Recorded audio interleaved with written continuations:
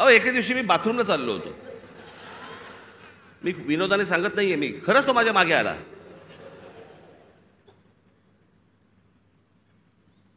म्हटलं पुढे काय करायचं ठरवलंयस?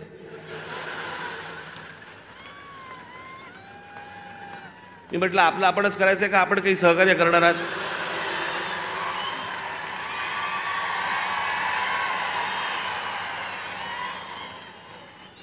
कुठे जरा मोकळीक म्हणून नाही. मी इथे माझ्या इकडे घराच्या बाहेर पत्रकार बिचारे ते बसलेले असतात, त्यांना काही मी म्हटलं अरे एखादी गोष्ट ठरली, समजा निवडणुकीच्या संदर्भात ठरली, तर मी येऊन सांगीन ना की लपून लपून निवडणुका लढीन, कोणाला सांगू नको, मतदारांना कळवू नको मी निवडणूक लढवतोय.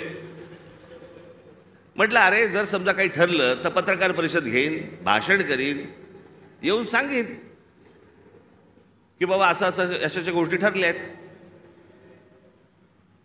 मग त्यांच्या लक्षात आलं की आता अमित शहाच्या भेटीनंतर काय होत नाहीये, पुढे काही मिळत नाही आपल्याला, मग आपण तो एपिसोड कसा पुढे न्यायचा, मला असे वाटतेचा.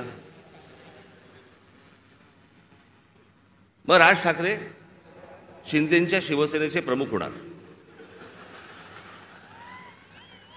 अरे मूर्खांनो, मला जर व्हायचं असतं तेव्हाच नसतो झालो.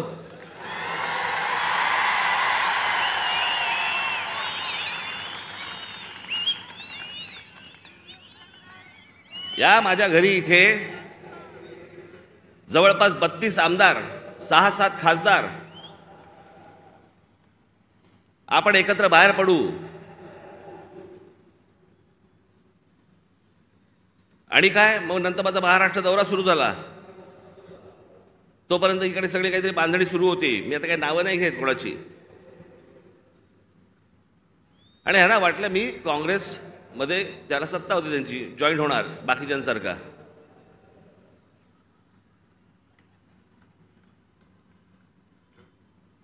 मी त्याला पहिल्यांदाच सांगितलं, म्हटलं मला पक्ष फोडून कुठचीही गोष्ट करायची नाही.